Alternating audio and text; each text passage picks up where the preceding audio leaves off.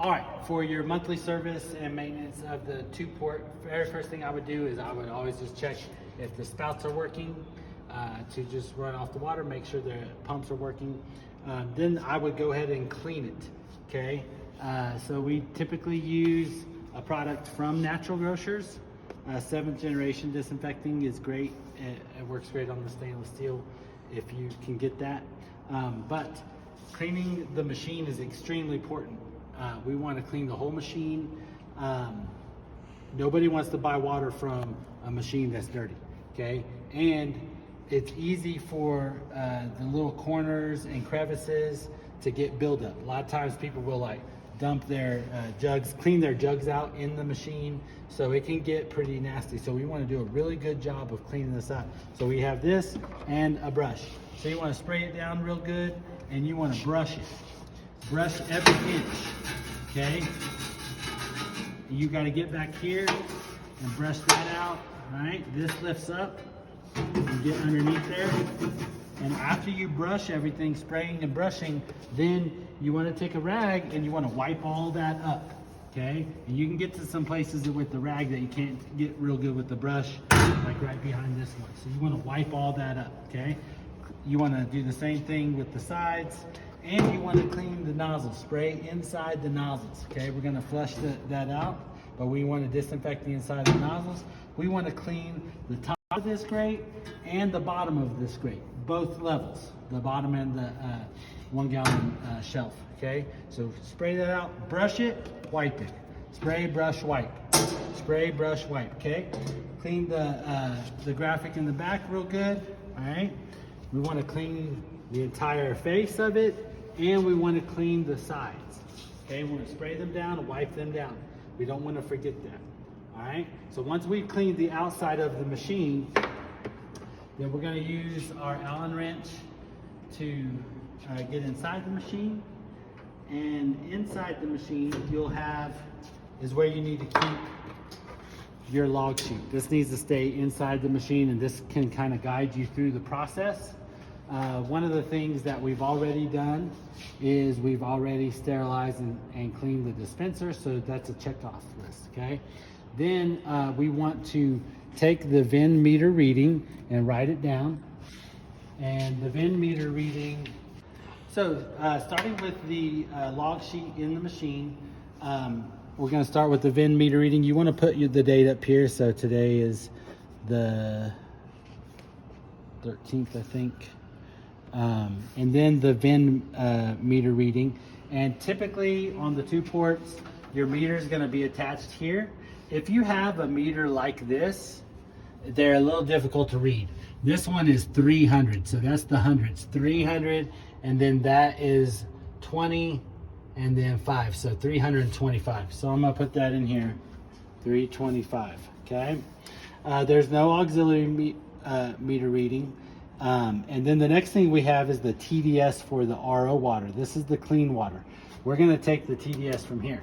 And this is your TDS meter, right here. And you got to be a little careful with these. The top part of the TDS meter comes off just like the bottom part, but this is where your battery is, so leave that on. Take the bottom part off. It's shaped like this. It's your cap, okay? You're going to fill that with water, and those are your sensors. But the nice thing is, while the machine is running and it's making water, you can just control here, just turn that and you can get some water out of there. Shut it, you turn your unit on like that, put it in, and it'll give you your reading. And then you just write your TDS RO, that's your RO TDS reading right there. Let's say it's like 20, okay? And then the next, that's super important that a lot of people forget, is the feed water TDS. That's the city water. And right here is where you can grab the TDS for the city water, because we want to be able to compare for diagnosis. You know, this is how dirty the water is coming in. This is what it looks like after it's clean. That can tell us a lot of things when diagnosing. Again, like boom, right there. Open that up, get a little bit in your cap, turn it on. It's going to give you a reading a lot higher than that reading. Should be, let's say it's like 150. Okay. Then we need to check the UV light. This is your UV light. There should be a blue light on in there. And your spouts shouldn't dispense if the light is not on, okay? So if that light's on, if it's not on, we need to change the bulb or check the power, but if it is on, we just check it off. Then we need to check the system pressure, okay? So there's two different pressure gauges. One, this is the incoming water pressure, okay? That's not the pressure that we're recording here. The RO back pressure, that's what we're gonna record, okay? Now, this is gonna be at 0 if the gray motor's off. The gray motor will be off if the tank is full. So if let's say you're doing your service and the tank is full and we need to get the system up to pressure to make sure everything's working properly and there's no leaks, all right? We're gonna do that a couple times, okay? And so to do that, all you gotta do is run your spouts off, all right? Just turn your spouts on from the front, run those off until the water in the tank level goes down low enough. There's a float switch attached right there, and that float switch drops. When it drops, it communicates to the system, hey, we need more water now. And so this is gonna kick on. Your pressure is gonna come up, okay? And then that's the pressure reading here that you're going to record here. Typically between 100 and 150. We need it to be between 100 and 150. Definitely, if it's over 150, then your RO is gonna clog. If it's under 100, then we probably need to get on the phone and we'll look at our flow meters to set the pressure if we can't get it up to 100. These are your flow meters, okay? We wanna look at those. It's not on your list here, but we wanna look at these, and just so you understand, the blue line is your good water, okay? The black line will be your wastewater. This needle valve can be adjusted to adjust the pressure here. And when you adjust this needle valve, it'll also adjust the ratios between the bad water and the good water. Bad water carries the waste down the drain. Good water goes to the tank, okay? We always want more bad water than good water to carry the waste down so the RO membrane doesn't clog. Typically a 2-to-1 ratio or a 3-to-1 ratio, okay? The check level switch, once you have your system up to pressure, this is running, your pressure's up, your check level switch is your safety switches. You either have 1 or 2, depending on the model, but all you gotta do is push these up to see if it kicks off, and I'll do them both at the same time. Push those little bobbers up, everything should stop, drop them down, everything should kick back on.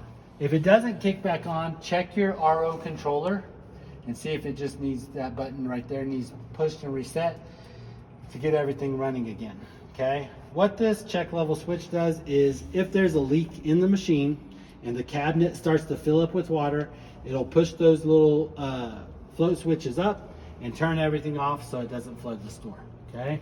So that's just a check off, okay? We don't have a drain tank in the screen in this unit. Sterilize and clean dispenser, we've already did that at the very beginning. 25-second vent flush. All right, so we just want to run our nozzles off for 25 seconds.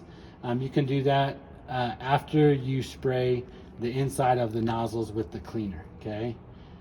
All right, then we want to change our filters, all right? We want to change our filters. These are our pre-filters, okay? This is what's gonna get changed every month. Your first filter is gonna be your sediment, then your carbon, okay? This is what they look like, right here. Sediment is typically all white, like that. Carbon has a net, carbon block filter there, okay? You cannot change these while your system is up to pressure. So, best thing to do, by this point, you may have it all running because you're checking through your checklist. This right here is your power supply. That's on, off. The light, that'll be lit up when it's on. Turn everything off, okay? And then you use your slimline filter wrench to get these off, just like that. Get it started. Then you can hand twist it off.